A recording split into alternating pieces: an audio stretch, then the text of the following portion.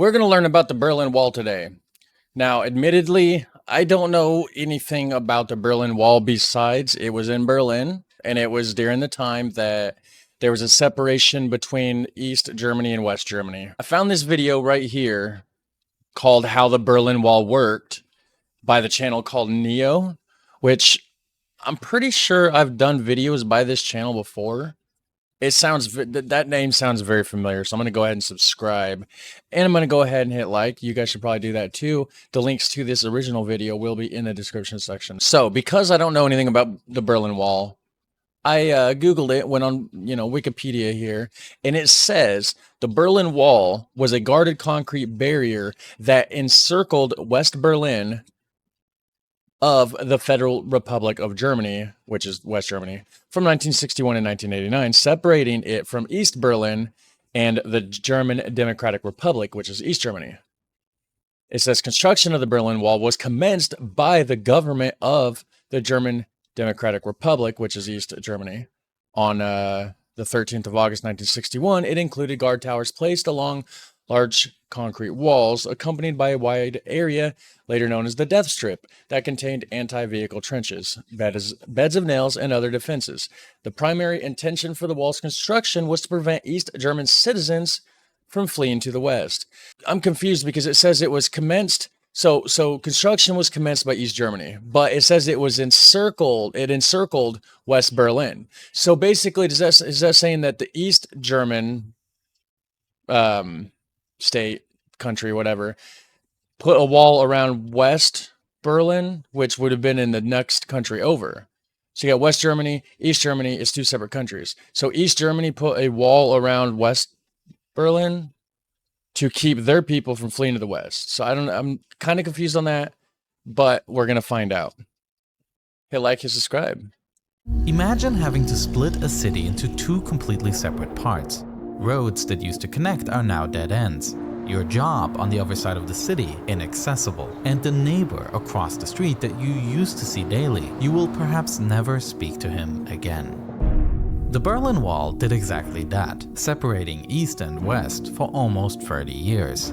For this video, I've animated the various development stages of the wall in order to understand the design of this unique piece of architecture. So yes, I do remember this channel now. This is the channel that did the video about Amsterdam moving the red light district somewhere else. And then there was another video. There was two videos that I've reacted to by this channel. Highly recommend it. Love the content. The animations are great. The storytelling, like the way it's presented, spot on. This is how the Berlin Wall worked. Living in Berlin before the wall was built was a strange life. You could move around the entire city freely, but you were either an East Berliner or a West Berliner. After the Second World War, the victorious nations had divided the German city into several parts. Okay, so why is this getting divided into several parts? If this is a German city, why is part of it going to France? Soviet Union makes sense. East Germany, sorry, I believe was a satellite state of the Soviet Union, right? They were communists, and that was the whole thing. West Germany was more of like, I think that's just like the standard, the way Germany is today. I think when the Berlin Wall fell and it became one country again, I think it basically, I mean, I could be wrong. Let me know if I am for sure, but I believe West Germany just absorbed East Germany pretty much, dropped the West part because there's only one. There's no reason to say West Germany anymore. Now it's just Germany. I would assume because it's the same flag that they had in the West Germany, when I looked on Wikipedia. But yeah, so United Kingdom, United States, and France. I don't understand. Well, I mean, I guess because West Germany was part of the West, which is allied with United States, United Kingdom, and France, possibly. I don't know. The Soviet occupation zone ultimately became the territory of East Germany, a socialist state, and the western part of Berlin remained legally occupied, but in all practicality, it belonged to West Germany, a capitalist state.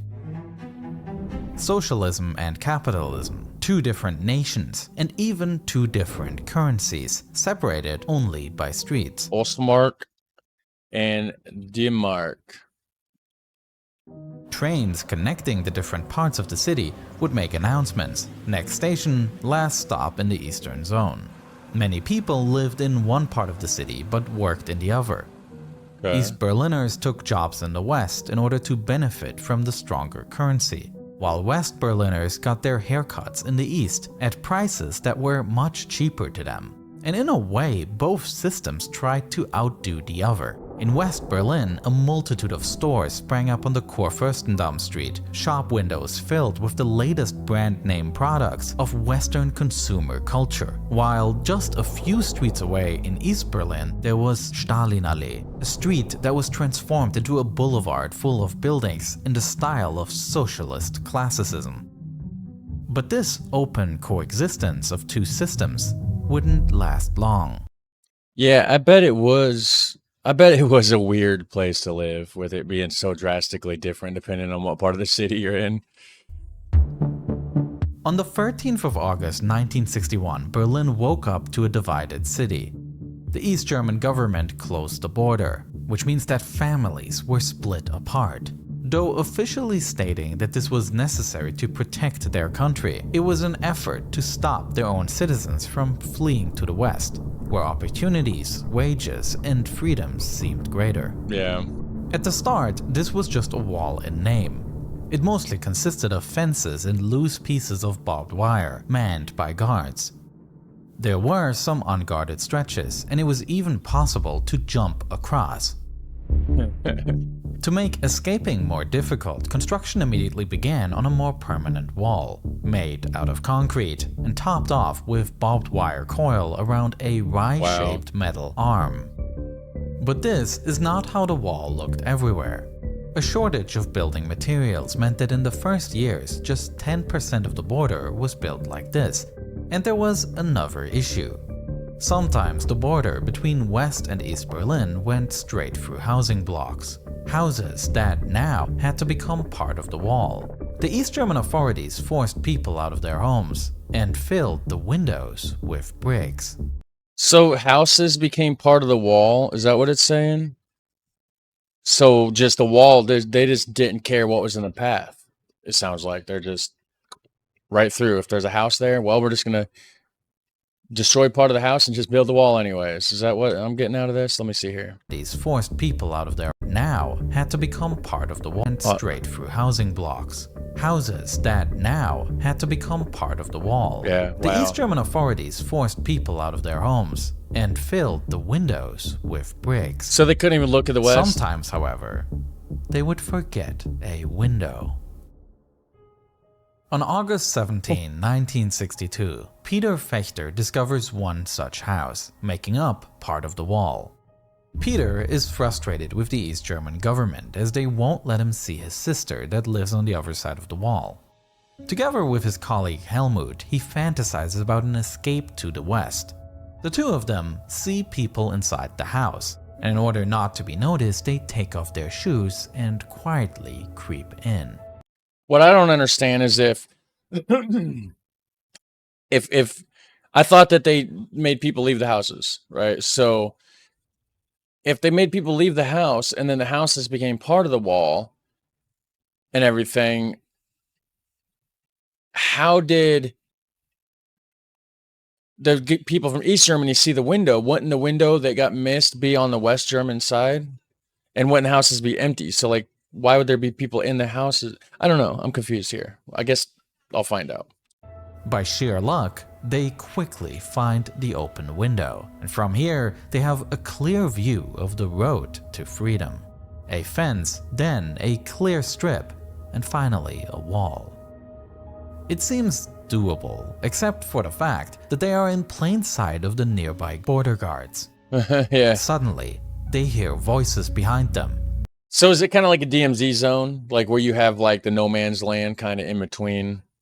So basically you got two walls, and then so in between is just like a nothingness. And it is now or never.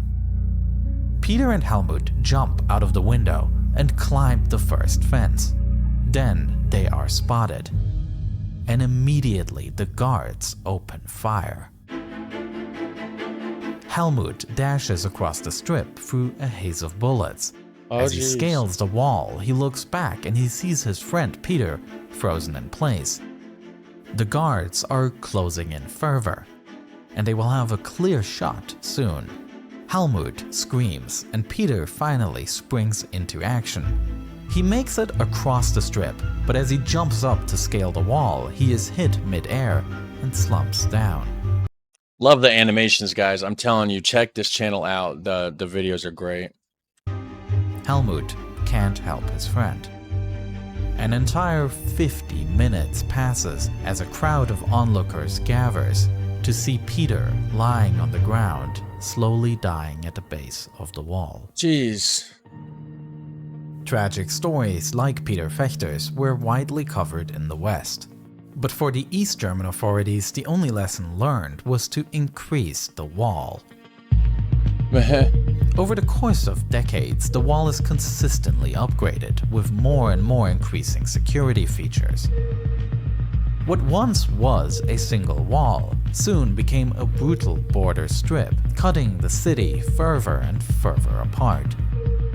As improvements to the wall were made, escape attempts shifted to new methods, and the wall would be expanded again, a back and forth that was repeated until the last version of the wall was built. I'm sure. The version of the wall that became famous. From 1975 on, the East German authorities rolled out this version of the wall, a border virtually impossible for anyone to cross. And this is how it generally worked. Alright, let's check it out. Coming from the east, only the visual barrier made of concrete slabs can be seen. Okay. This was done so that the exact border fortifications are not visible, as this knowledge could be used to plan escape attempts. Okay. It's like a border wall that hides the border wall. Just behind this barrier, the ground is covered in so-called Stalin's grass. These are mats made of steel needles that would pierce the foot of anyone trying to jump across. Ugh. So if you just try to climb up the cement and then jumped down, oh, it would just go through your feet. That literally that made my feet, I felt the pain. Wow. Next up is a signal fence consisting of barbed wire stretched over concrete posts. Okay. Anyone trying to scale this fence would quickly press the wires together, triggering an alarm and notifying the guards in a nearby watchtower. Okay, so when the wires touch, okay, so that completes the circuit, kind of like a doorbell.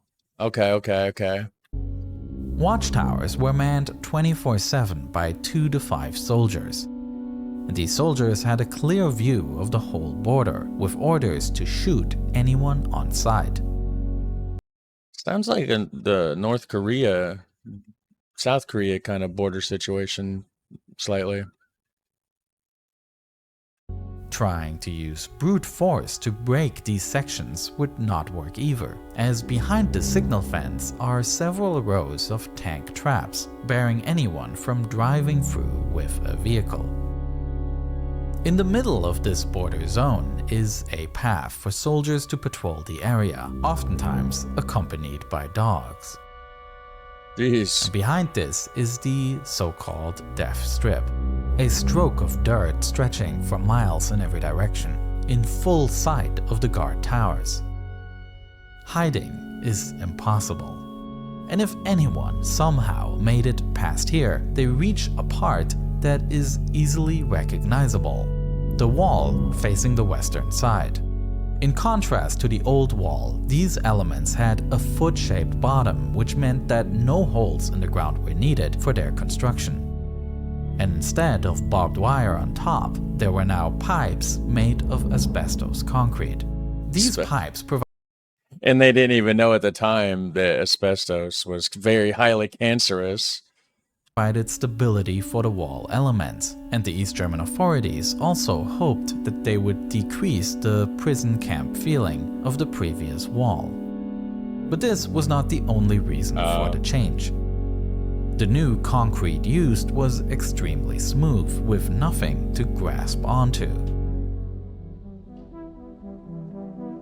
So they tried to make the wall on the western side look a little bit friendlier and nicer and less oppressive, but it's still a giant wall. So, I mean, there's that. One thing the authorities didn't consider, however, is that this smoothness made the wall an easy target for graffiti from the western side. Graffiti that would dominate many of the 45,000 elements that were placed in Berlin. Yeah. Artworks that would often mock the East German government resulted in an open gallery of sorts, highlighting the harsh difference between life in the West, where free artistic expression was possible, and life in the East, where this was unthinkable. Exact numbers of Sad times. Sad times. Glad the wall got took down, and maybe we'll get lucky to see the walls in Korea get took down too, and maybe North and South Korea would finally be able to reunify as well. Under South Korea's rule, of course, they would absorb the North because, you know, North Korea is not so good. Where this was unthinkable. Exact numbers of victims from this wall are disputed, and it is something that to this day is being researched. But over the years, it was many who, just like Peter Fechter, were hoping for a better life on the other side of the wall.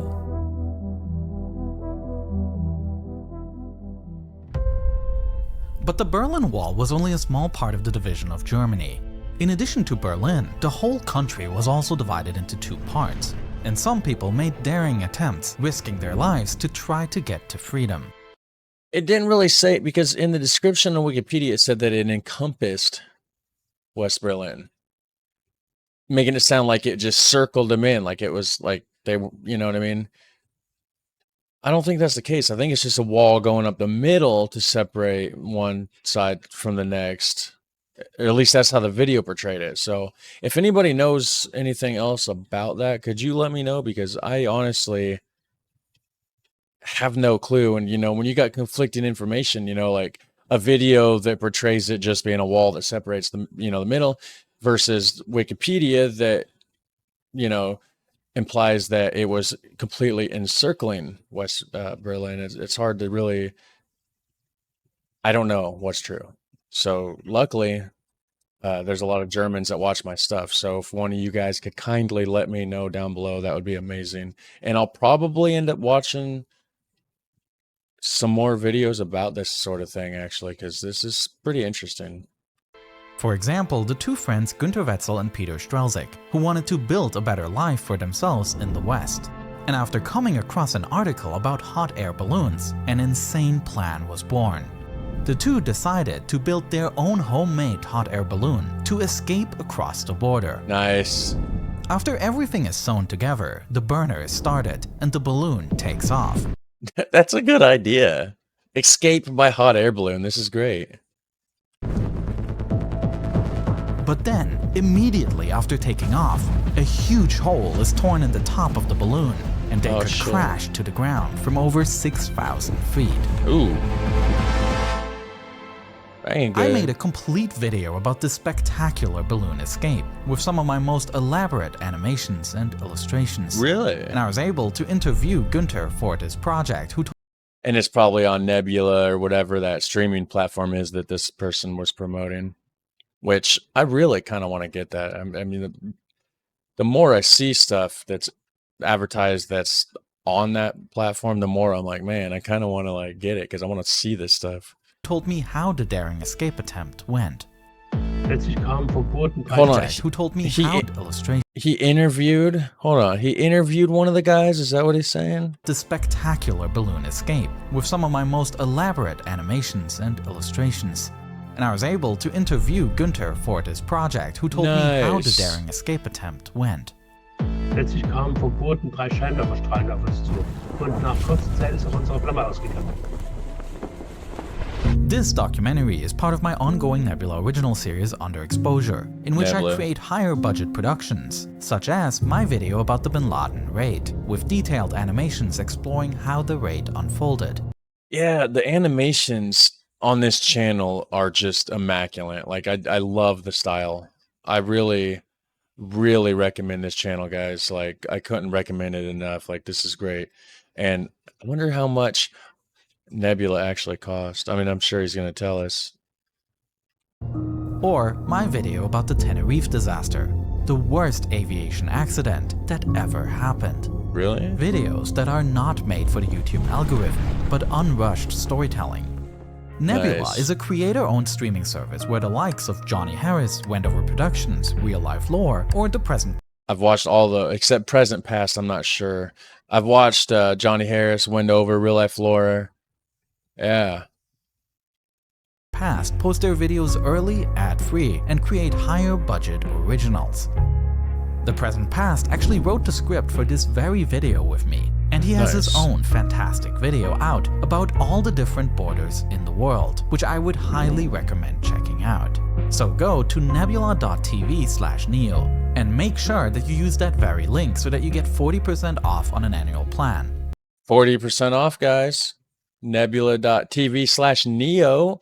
So go check that out. Help support this dude because he makes amazing content. I might actually check that out. Off an annual plan, though. So you have to buy annually to get the 40%, it sounds like. All my exclusive videos are up there. So thanks for the support and thanks so much for watching this video. $2.50 a month. How can you go wrong there? Build $30 annually. So anyways, you guys have a super fun, awesome day. I'll see you in the next one. Take care. Bye.